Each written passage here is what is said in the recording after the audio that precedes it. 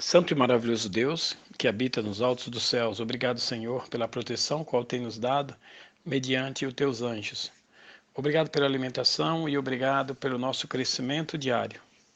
Obrigado por nossa saúde e obrigado pelo oxigênio qual nos mantém vivo. Obrigado por nos instruir mediante a tua santa e bendita palavra. E esteja conosco, Senhor. Mais um dia é o que nós pedimos agradecidos por amor de Cristo Jesus. Amém. Amém. O tema para nossa reflexão de hoje é: quem é Deus para nós? Qual é o verdadeiro caráter de Deus?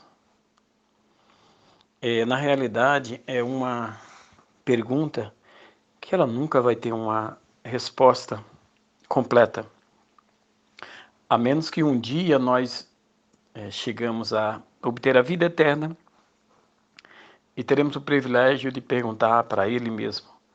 Uma coisa nós sabemos, que Deus é amor. Deus não tem amor, é muito diferente. Não existe nenhuma ciência no mundo que explica a Deus, porque na realidade Deus se revelou para nós tudo aquilo que Ele queria que nós soubéssemos dele. Mas a grandiosidade dos teus pensamentos e a sua infinita capacidade de amar, ela não pode conter em nossa mente. É uma explicação que nós nunca teremos. Não existe nenhuma matéria que pode definir Deus da maneira com que Ele é. Bem, na verdade, nós conhecemos frações de Deus por intermédio de Jesus Cristo. No Antigo Testamento, as pessoas tinham Deus de uma forma bem arbitrária, como se fosse aquele homem zangado, aquele homem bravo que estava doido para punir aquele que transgredisse uma de suas leis, como se fosse um ditador, aquela pessoa que tem prazer em matar os seres humanos, a fim de que elimine logo aquele mal de perto dele. Era essa a visão que eles tinham no Antigo Testamento. Por conta do dilúvio, quando Deus destrói toda a humanidade, porque eles não queriam fazer o que Deus queria. O que Deus queria, na realidade, é o que é bom para nós. O que é bom para você, certamente será bom para o seu vizinho. Porque se você for uma pessoa de bem, certamente você não vai prejudicar o seu vizinho. E a vontade de Deus é justamente que nós não prejudiquemos a ninguém, que nós vivamos uma vida em santidade, obedecendo a Deus e procurando fazer o que é certo. E Deus, ao longo do tempo, Ele tem destruído nações e mais nações, e o povo, com seu coração endurecido, eles não compreendiam o verdadeiro sentido das leis. Quando se estabelecem leis, as leis, na realidade, ela representa ordem. A vontade de todo aquele que estabelece uma lei, ele quer uma ordem, ele quer uma organização. E Deus tenta fazer isso desde o Éden, quando estabeleceu leis para Adão e Eva. Bem, na verdade, que as leis lá eram simples naquela ocasião, porque eles poderiam fazer de todas as coisas, só não poderiam comer do fruto. Porque uma vez que eles comessem do fruto, a mente dele, o conhecimento deles, abririam para uma área perigosa, que eles conheceriam entre o bem e o mal. Eles eram pessoas inocentes. Vamos dar um exemplo, é como se fosse uma criança caipira, que ela vive lá no interior e ela conhece poucas coisas, conhece de galinha, de pasto, de horta. Mas uma vez que ela vem para a cidade grande e ela começa a estudar numa escola onde tem muitas pessoas inteligentes e outras são espertas, a mente dela começa a abrir para campos perigosos. Ela deixa de ser inocente e agora ela passa a conhecer a malícia do mundo. Isso que aconteceu com Adão e Eva. Mas voltando para o nosso assunto inicial, a mentalidade de Deus nós não conhecemos porque Ele nos fez. Ele criou o nosso cérebro, na realidade. Ele que nos compôs a nossa mente e Ele nos deu uma porção de tudo aquilo que Ele quer que nós saibamos. A Bíblia diz o seguinte, que o homem natural ele não compreende as coisas de Deus. As coisas de Deus são discernidas de maneira espiritual. Quem nos dá o verdadeiro entendimento sobre Deus é o teu santo e bom Espírito. É o Espírito Santo de Deus o qual nos revela a verdadeira vontade de Deus.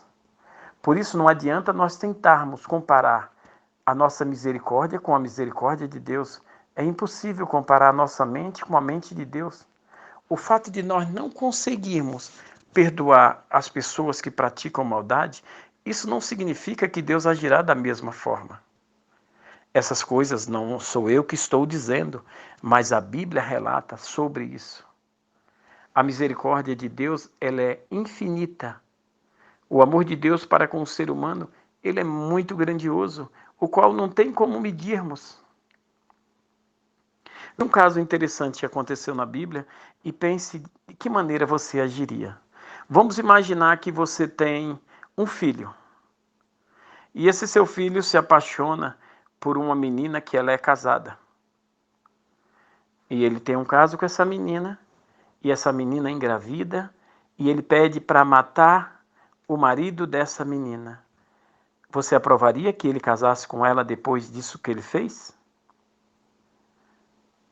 Ele tirou o marido dela de cena para que ela ficasse livre para ele e ele agora, em paz, ele se casasse com ela.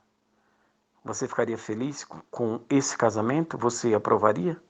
Certamente você não ficaria, porque a misericórdia do homem ela é limitada, mas a misericórdia de Deus ela não é como a da gente. E Deus permitiu. O rei Davi fez justamente isso que eu acabei de falar agora. Ele permitiu que o rei Davi se casasse com uma mulher, o qual ele assassinou o marido dela. Qualquer um de nós não permitiria isso, esse ato de crueldade. E muito pelo contrário, a descendência do rei Davi foi a descendência de Jesus Cristo. Quem consegue sondar a mente de Deus? Um dia, Jó, indignado porque acontecera aquelas mortes, aquela destruição em sua vida, o qual ele não podia compreender, porque nos dias de Jó, ou no Antigo Testamento, Satanás ele não era revelado como um ser espiritual maldoso, como um anjo caído. E as pessoas acreditavam que muitas das coisas que lhe aconteceram era por vontade de Deus, por Deus estar irado, por Deus estar zangado com elas, e Deus estava punindo elas. Era esse pensamento que Jó tinha. Só que na realidade não era Deus que estava punindo Jó. Deus havia tirado a proteção de Jó como se Jó fosse uma pessoa que desobedecesse a Deus. Deus havia tirado o espírito dele que protegia Jó. Jó era muito próspero porque Jó obedecia a Deus em todos os aspectos. E Jó, ele ajudava as pessoas carentes, as viúvas, os órfãos. E o resultado de toda essa sua bondade e sua dedicação a Deus, Deus retribuía com ele com prosperidade espiritual, dando a ele um grande entendimento sobre a mensagem do Evangelho e dava a ele também a prosperidade física, ele era um homem muito rico, talvez o mais rico dos seus tempos. Mas Jó começa a questionar a Deus sobre muitas coisas e Deus começa a interrogá-lo, por exemplo. Uma das perguntas que Deus faz para Jó: Jó, onde você estava quando eu coloquei a pedra de fixação da terra? Ele te diz: Jó, o que você compreende sobre a lei da gravidade para que você queira me questionar? Quem somos nós a questionar o Senhor? Quem somos nós a dizer o que ele fazer de certo ou se ele é injusto, aceitando a misericórdia de muitas pessoas? A vontade de Deus é que a nossa misericórdia aumentasse a cada dia. E a Bíblia é bem clara em dizer que o fato de não sermos consumidos é porque a sua misericórdia se renova a cada dia. Deus nos olha para nós com um olhar misericordioso, com um olhar bondoso. Veja que os religiosos nos dias de Jesus Cristo, eles queriam matar aquela mulher que foi pega no ato do adultério. Para eles não tinham conversa. Tudo bem que eles estavam obedecendo a lei que foi estabelecida por Deus por intermédio de Moisés. Aquele que adulterasse teria que ser morto, para que não se alastrasse o mal na congregação, para que o povo não se tornasse perverso, para que eles fossem punidos e fosse tirado fora do povo de Deus aquelas pessoas que eram maldosas e que tinham hábitos errados, práticas imorais. Só que bem na verdade que o povo estava tão corrompido que deveria se trazer o homem e a mulher, mas trouxeram só a mulher. Mas o ponto-chave é quando Jesus Cristo olha para aquela mulher que havia pecado, sim, e ela tinha consciência do pecado dela. Ela sabia que o pecado dela era para a morte. Só que, bem na verdade, quando nós praticamos o que é errado, a gente espera que nunca seremos pego. Mas uma vez que ela é pega no ato e Jesus Cristo, diante dela, Jesus Cristo olha para ela com um olhar misericordioso. Jesus Cristo defende ela como um advogado bom e justo. E Jesus Cristo diz o seguinte àqueles que queriam puni-la com apedrejamento, aqueles que queriam eliminar ela da face da terra, aqueles que acreditavam, essa mulher não tem jeito mais. Não adianta. Mas só que Jesus Cristo, vendo que eles tinham sobre ele pecados encobertos, o qual eles não haviam sido pegos no fraga, ou melhor, mesmo que eles tivessem pecado um entre os outros, um encobria o erro do outro. E Jesus Cristo diz o seguinte, é bem na verdade que essa lei que vocês querem cumprir é uma lei verdadeira que Deus deu a Moisés. Só que vocês não são dignos de cumpri-la, porque se ela comete um pecado, seus pecados são maiores do que o delas. Então, se tivesse que matá-la verdadeiramente, vocês teriam que todos ser mortos. Por esse motivo, Jesus Cristo diz para eles, se vocês têm certeza de que vocês estão limpos, atira a primeira pedra então. E Jesus Cristo escreve na areia. A Bíblia não relata o que Jesus Cristo escreve, mas segundo algumas fontes confiáveis, diz que Jesus Cristo escreve na areia o pecado de todas aquelas pessoas o qual queriam condená-la. E eles eram indignos de condenar. O verdadeiro amor de Deus e o caráter de Deus, ele é transmitido no trabalhar que Jesus fez aqui na terra. O amor que Jesus Cristo demonstrou entre os habitantes dessa terra, entre os seres humanos, reflete o caráter de Deus. Jesus Cristo fez de tudo para poupar a vida do inocente. Jesus Cristo fez de tudo para curar os leprosos, curar os enfermos, alimentar os famintos, porque Jesus Cristo sabia que aquilo os oprimia.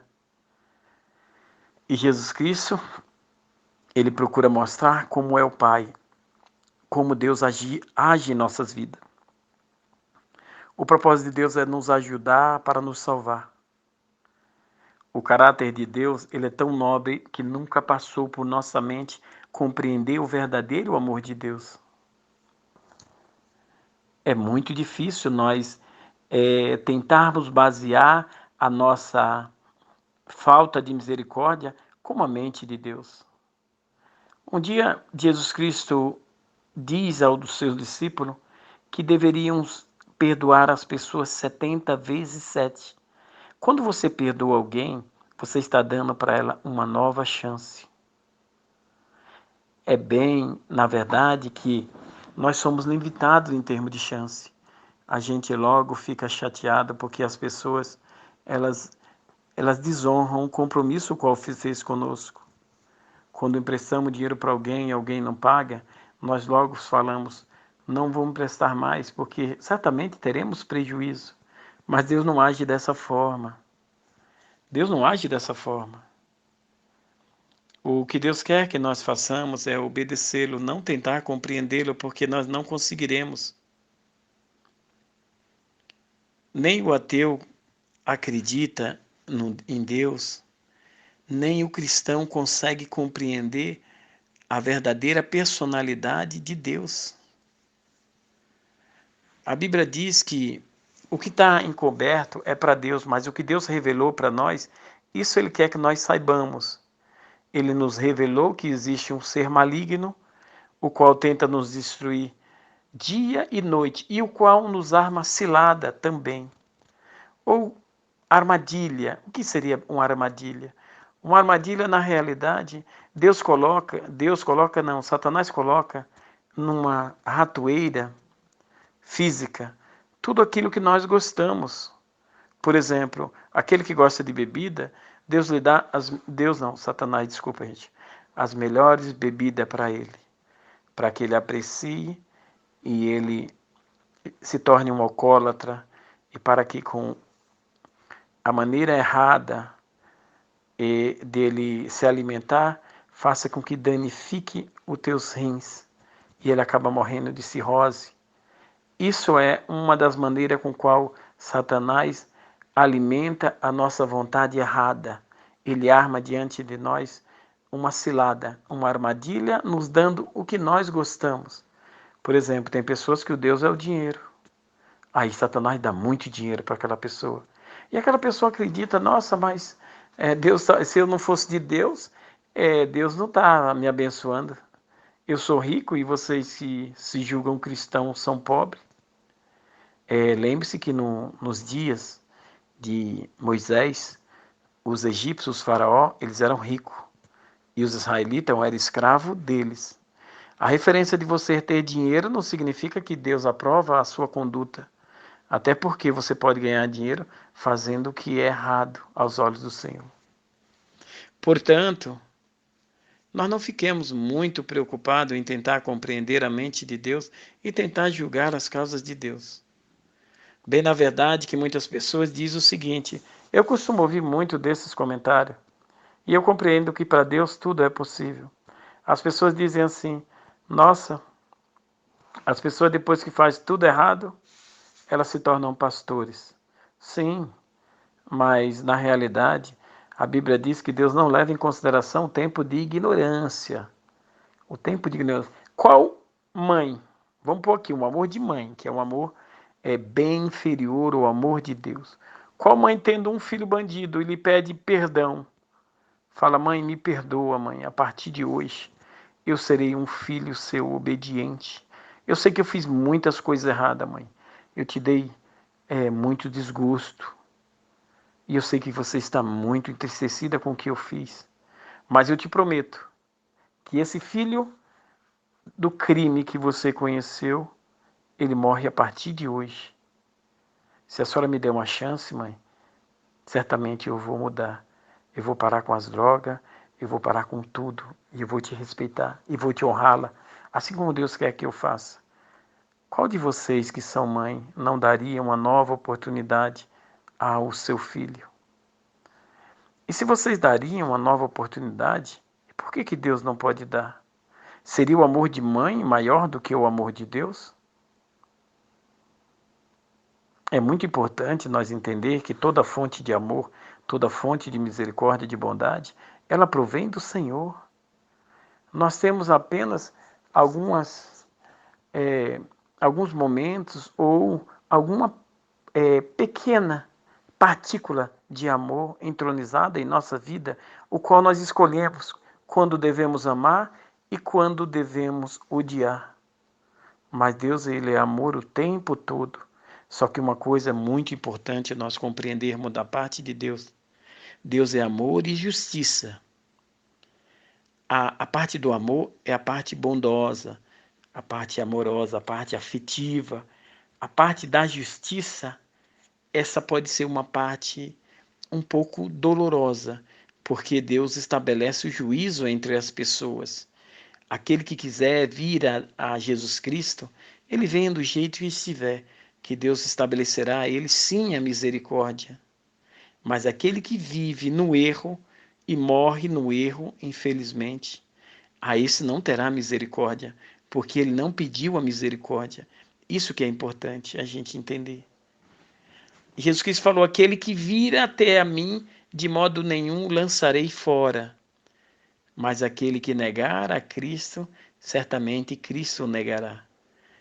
Porque uma vez que nós compreendemos que às vezes chegamos ao fundo do poço, e humanamente falando não temos saída, mas se recorremos ao Criador dos céus e da terra, e o buscarmos pelo intermédio do teu Filho, nosso Senhor e Salvador Jesus Cristo, certamente Ele nos dará uma nova oportunidade de nós acertarmos, não olhando para trás, para um passado sujo, para onde para quando nós éramos servos de Satanás.